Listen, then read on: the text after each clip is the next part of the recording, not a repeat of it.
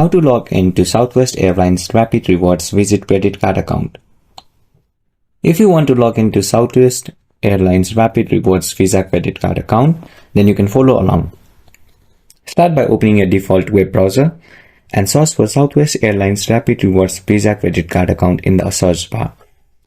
Tap on the link that says Southwest Account Manage. As soon as you get into this link, you will be taken to the home page. On the top right side of the screen, you will find a login icon. Tap on it and you will be taken to the login page. Enter your username in the username section and your password in the password section. Tap on Remember Me and finally tap on Sign In. You can use token to sign in too. There are other options like sign up, which you can use to sign up for a new account. And you can also use recover username/password to recover your account.